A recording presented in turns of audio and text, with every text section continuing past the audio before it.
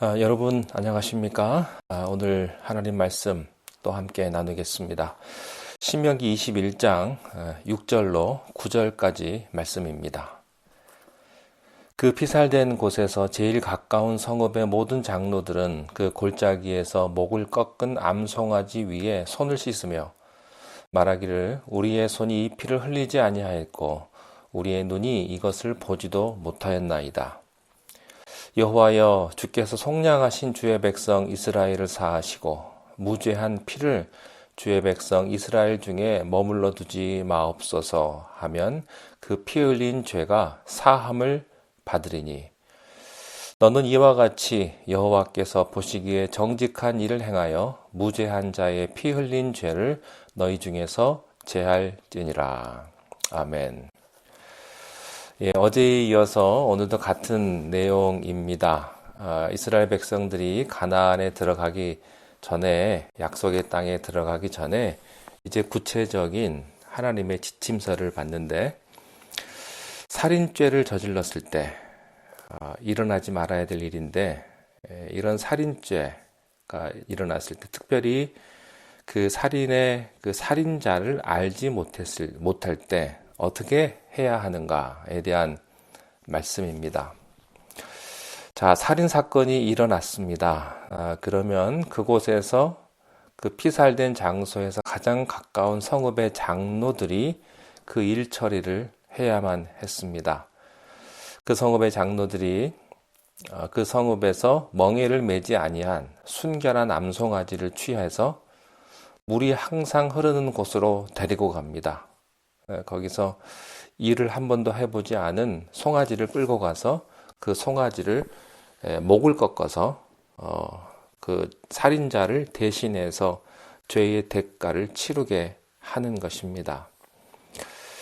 6절 7절 말씀에 보면 그 피살된 곳에서 제일 가까운 성읍의 장로들은 그 골짜기에서 목을 꺾은 암송아지 위에 손을 씻으며 말하기를 우리의 손이 이 피를 흘리지 아니하였고 우리의 눈이 이것을 보지도 못하였나이다. 그러니까 암송아지 죽이는 의식이 끝나면 장로들은 자기 성읍을 대표해서 그 골짜기 흐르는 물에 피 묻은 손을 씻습니다. 그러면서 자기들이 이 피 흘림에 대해서 아무것도 모른다고 그렇게 말해야 했습니다.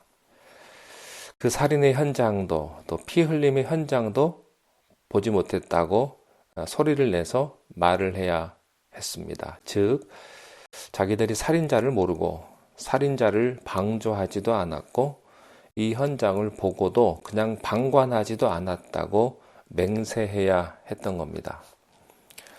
율법에서 거짓 맹세는 죽음으로 다스렸기 때문에 이들의 맹세가 아주 중요했던 거죠.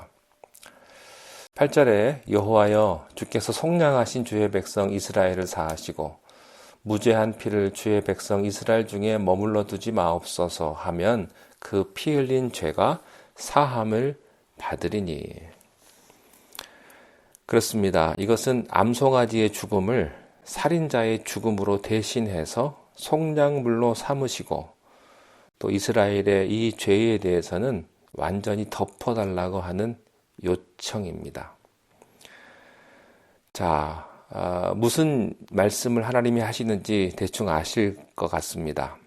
이것은요, 바로 성경 전반에 걸쳐 나타나는 남의 죄를 대신하는 대속의 원리입니다.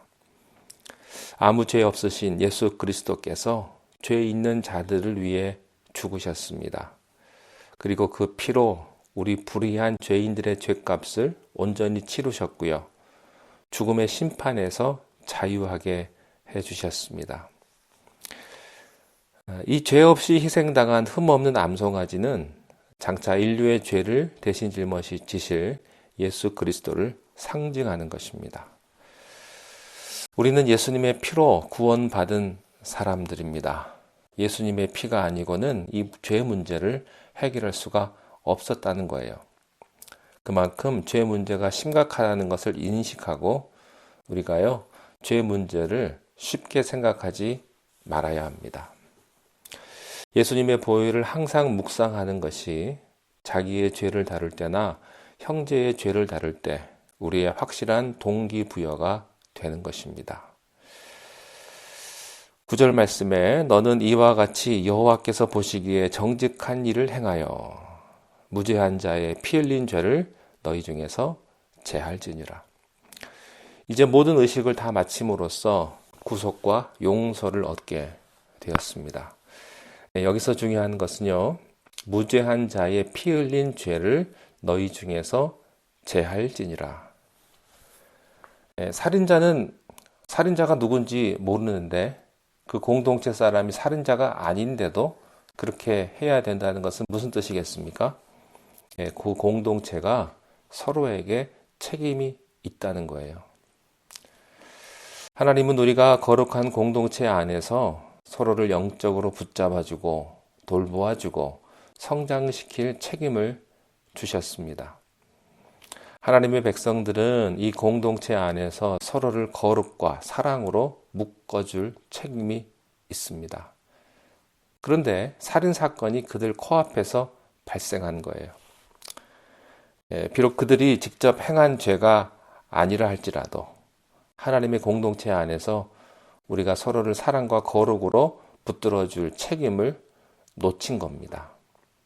이것은 남의 일이 아니다 하는 거예요.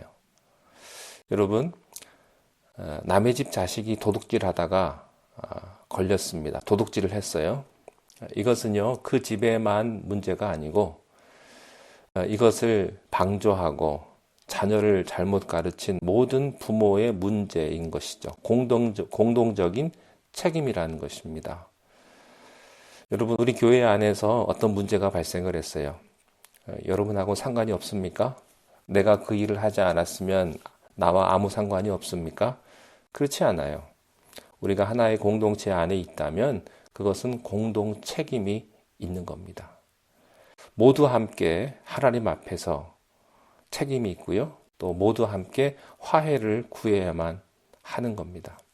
이 암송아지 의식이 바로 그 목적을 이루기 위한 것이었습니다. 오늘날 교회도 그렇습니다. 교회가요, 천국이 아니거든요.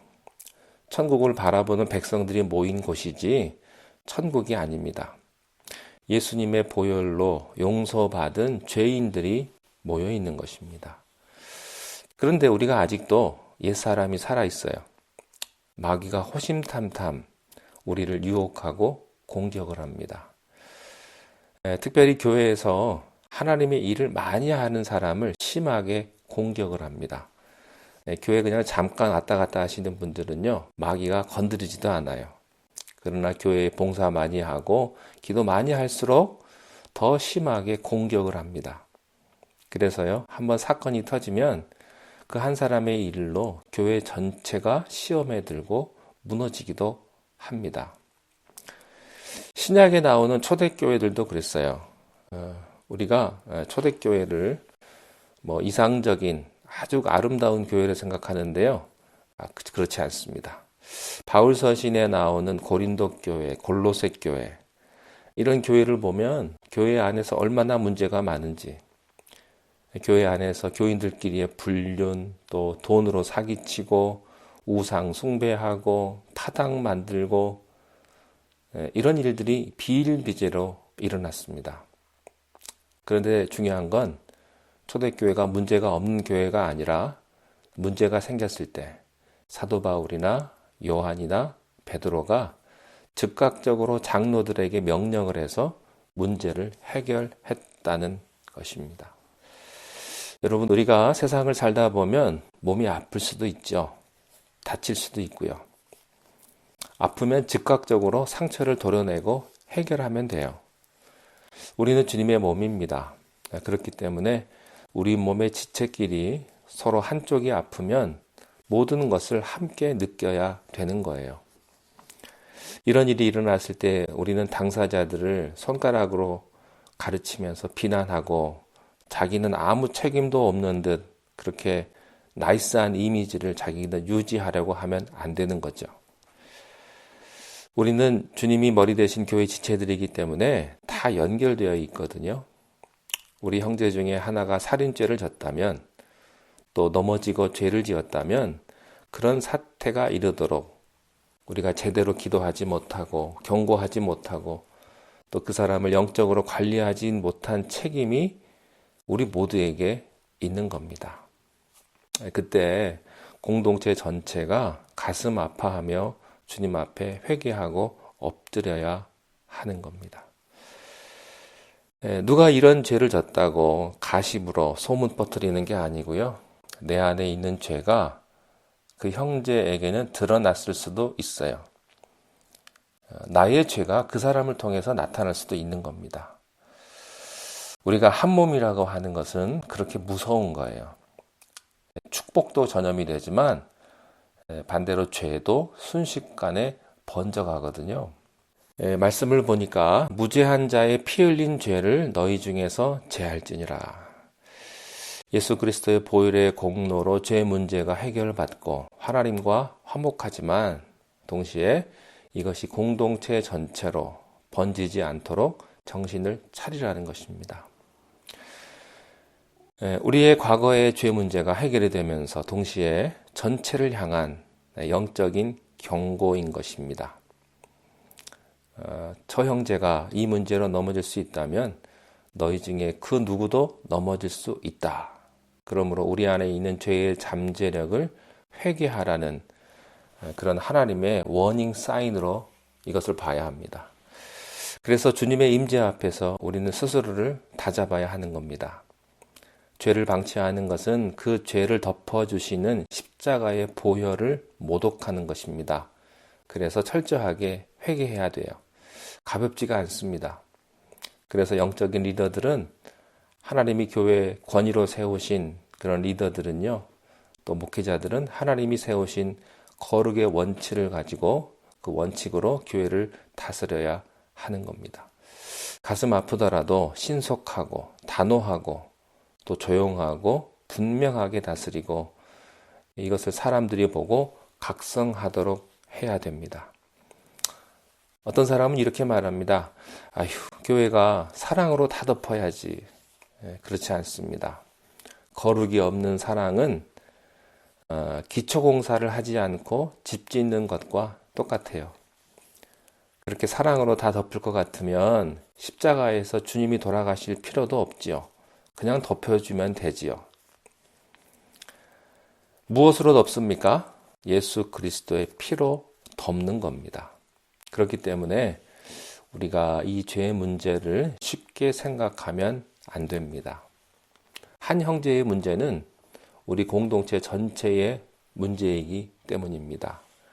그래서 리더들이 가슴 아프지만 힘들지만 이것을 다뤄야 합니다. 성경적으로 다루고 또 같이 회개하고 그렇게 할 때 교회는 새롭게 살아나는 것입니다. 약속의 땅에 들어갈 때 아간을 죽여야만 했던 사건이 있습니다. 또 사도행전 초기에 아나니아와 삽비라 사건은요, 다 의미가 있는 거예요. 사랑의 하나님이 주님의 몸된 교회 공동체로 죄가 다 퍼져가는 것을 막는 중요한 의미가 있었던 겁니다. 이 일을요, 영적 지도자들이 눈물을 머금게 하신 이유가 있어요. 그것이 하늘 아버지의 마음입니다.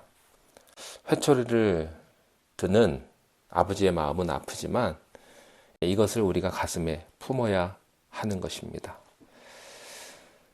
자, 결론입니다. 죽인 자를 알지 못하는 살인죄를 다스리는 것도 이렇게 하나님이 신경을 쓰세요. 이런 일들이 비일비재하게 일어날 거라는 거예요. 왜냐하면 죄인들이 사는 세상이기 때문에.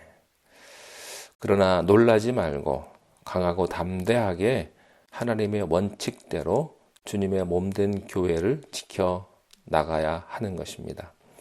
사랑하는 성도 여러분, 주님의 몸된 교회가 우리 공동체가 약속의 땅에 들어가서도요, 이런 끔찍한 일들을 겪게 됩니다. 그러나 그런 일이 일어날 때 하나님의 말씀대로 놀라지 말고 강하고 담대하고 예수님의 십자가의 보혈로 그 문제를 해결하는 것을 우리가 보게 됩니다. 우리 교회도 그렇게 되게 하여 주심으로 주님께서 몸 되시고 또 세워주신 교회를 어둠의 새 권세가 틈하지 못하도록 우리 안에 일어나는 모든 일들을 우리가 하나님의 지혜로 잘 해결하고 또 주님의 몸된 교회를 잘 지키고 보호해야 될 줄로 믿습니다. 하나님의 축복이 함께 하시기를 바랍니다. 기도하겠습니다. 하나님 아버지, 우리 공동체를 위해서 우리가 함께 기도하며 함께 아파하며 함께 기뻐하며 우리가 함께 하나님께 영광 돌리게 인도하여 주옵소서. 우리가 서 있는 이곳이 천국은 아니므로 때로는 어떤 어려움이 있다 할지라도 우리가 우리의 선 곳을 잘 지키게 하시고 교회를 잘 지키게 하시고 우리의 가정을 우리가 전심을 다해서 지킬 수 있도록 우리의 모든 삶을 주님이 주장하여 주시옵소서. 예수님 이름으로 기도하옵나이다. 아멘.